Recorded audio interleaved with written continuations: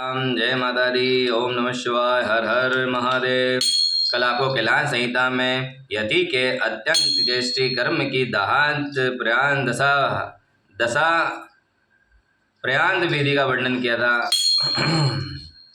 आज कैलाश संहिता में आपको यति के लिए एकादशः की कृत्य का वर्णन करेंगे। ध्यान से सुने। और कभी मुझसे कथा पढ़ने में या कुछ वाक्य आगे पीछे करने में कुछ गलती हो जाए तो उसके लिए क्षमा प्रार्थी है आप सबसे। कथा स्टार्ट करें, ध्यान से सुने। स्कंद जी कहते हैं वामदेव यति का एकादशा प्राप्त हो जाने पर विधि बताई गई है, उसको मैं तुम्हारे स्नेहवश वर्णन करता हूँ।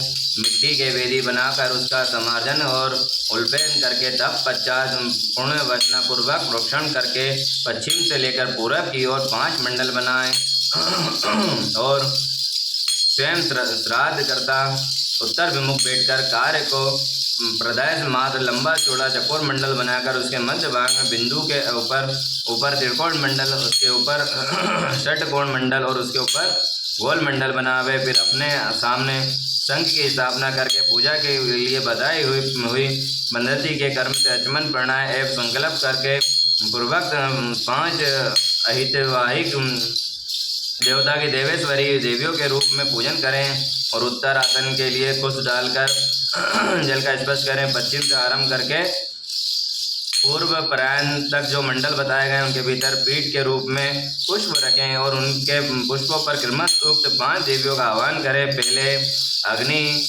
पुंज स्वरूपिणी आतिवाहिक देवी का आह्वान करते हुए इस प्रकार कहें, ओम ह्रीं अग्नि रूपा मातिवाहिक देवात्म आवाहयामि नमः।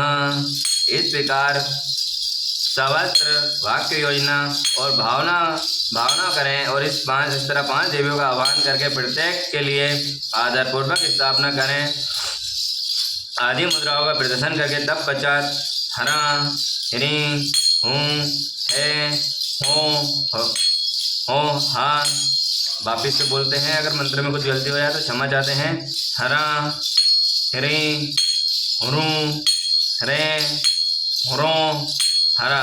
इस बीज मंत्र द्वारा षडांग न्यास और कर न्यास करें। इसके बाद उन देवियों का इस प्रकार ध्यान करना चाहिए कि उन सबके 4 हाथ हैं, उनमें 2 हाथों में पाश और अंकुश धारण करती हैं तथा शेष 2 में हाथों में अभय और वर्त मुद्राएं उनकी अंक कांति चंद्र कांति मणि के समान है। लाल अंगूठियों की प्रभा से उन्होंने संपूर्ण दिशाओं के मुखमंडल को रंग दिया है। वे लाल वस्त्र धारण करती हैं, उनके हाथ और पैर कमल के समान शोभा पाते हैं। 3 नेत्रों में सुशोभित मुख रूपी चंद्रमा की छटा से वे मन को मोह लेती हैं। माणिक की निर्मित मुक्तों से उभाषित चंद्र लेख से उनके सीमा तंगी विभूषित कर रही हैं। लोगों पर रतन में कुंडल और झलमाला झलक मार रहे हैं। उनके उरोज पीछ उन्नत हैं। हार कयूर कड़े और करधनी और लड़ियों से विभूषित होने के कारण वे बड़ी मोहनी जान पड़ती हैं। उनकी कटिबा ब्रज आदि नित्यम स्थूल हैं। उनके अंग लाल रंग के दिव्य वस्त्रों से अतिरिक्त हैं।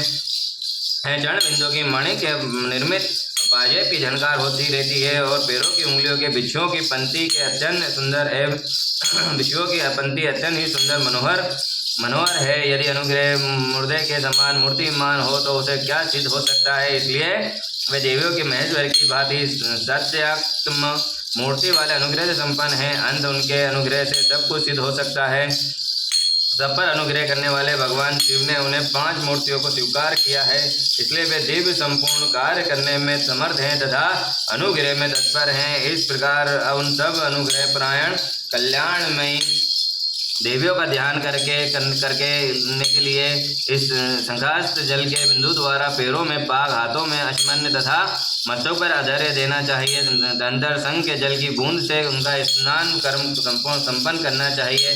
स्नान पश्चात दिव्य लाल रंग के वस्त्र और उत्तरी अर्पित करें और बहुमूल्य मुकुट एवं आभूषण दें। इन वस्तुओं की आभा में मन में के द्वारा भावना करके उन्हें अर्पित करना चाहिए।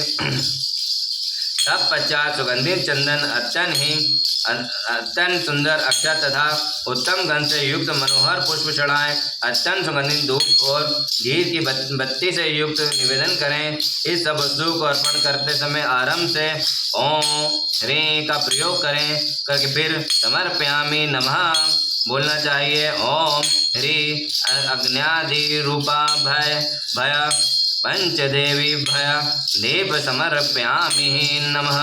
इस तरह अन्य उपचारों को अर्पित करके उस समय वाक योजना कर लेनी चाहिए।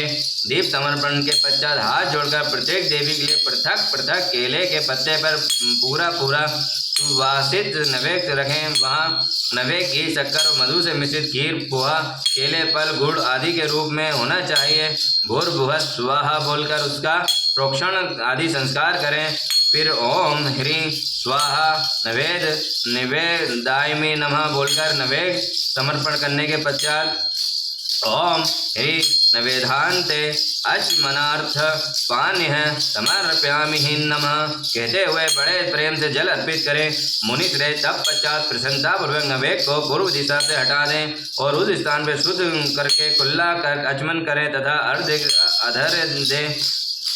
के लिए जल दें। फिर तांबूल के धूप और दीप देकर परिक्रमा करके नमस्कार करके मस्तक पर हाथ जोड़ के सब देवियों को इस प्रकार प्रार्थना करेंगे। श्री माता हो, आप अत्यंत प्रसन्न हो। शिव पद की अभिलाषा रखने वाले इस यति को परमेश्वर के चरण बिंदु में रख दें और उसके लिए अपनी सुगति दें। इस प्रकार प्रार्थना करके उन सबका वे जैसी आई थी उसी तरह विदा करें, विसर्जन कर दें और उनका प्रसाद लेकर कुमारी कन्याओं को बांट दें या गौ को खिला दें अथवा जल में डाल दें। इसके सिवा और कहीं किसी प्रकार का भी न डालें।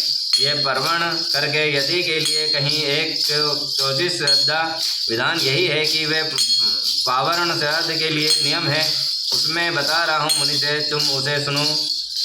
उससे कल्याण की प्राप्ति होती है। श्राद्ध गिरता पुरुष स्नान करके प्रणाय करके यथोपवित पहन के सावधान हाथ में पवित्र धारण करके देश काल कीर्तन करने के पश्चात मैं इस पुण्य तिथि को पावन श्राद्ध करूँगा। इस तरह संकल्प करके संकल्प के बाद उत्तर दिशा में आसन के लिए उत्तम कुशक बिछाएं। फिर जल का स्पर्श करें और आसनों पर दृढ़तापूर्वक उत्तम व्रत का पालन करने वाले 4 शिव भक्त ब्राह्मणों को बुलाकर शिव भक्ति भाव से बिठाएं और वे ब्राह्मण उपटन लगाकर स्नान किए होना चाहिए। उनमें एक ब्राह्मण से कहें कि आप विश्व देव के लिए ये श्राद्ध ग्रहण करने की कृपा करें।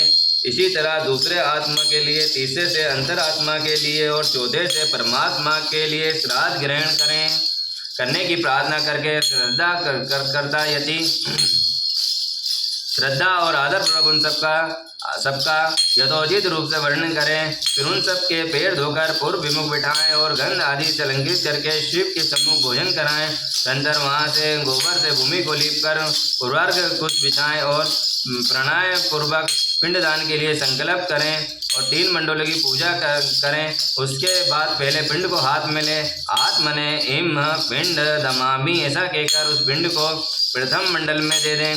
तब पश्चात दूसरे पिंड को अंतर आत्मा ने इम पिंड दामी कहकर दूसरे पिंड में डाल दें।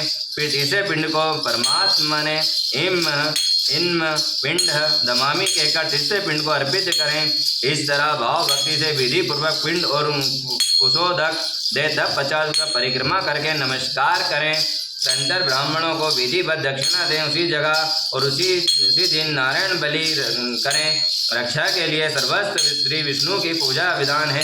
अंत विष्णु की महापूजा करें और खीर का नैवेद्य लगाएं। इसके बाद वेदों का प्रगंध 12 विद्वानों ब्राह्मणों को बुलाकर केशव आदि नाम मंत्रों द्वारा गंध पुष्प अक्षत आदि से उनकी पूजा करें। उनके लिए विधि पूर्वक जूता, छाता और वस्त्र आदि दें। अत्यंत भांति भांति के शुभ वचन कहकर उन्हें संतोष दें। फिर पूर्वग्र कुशों को बिछाकर ओम भ्रू स्वाहा, ओम भ्रू स्वाहा, ओम भ्रू स्वाहा ऐसा कहकर उन्हें उच्चारण करके पृथ्वी पर खीर की बलि दें। मुनीश्वर, ये मैंने एकादशा की विधि बताई है, अब द्वादशा की विधि बताता हूँ, आदर पूर्वक सुनो। उमापति महादेव की जगह लोकाल महाकाल की जय।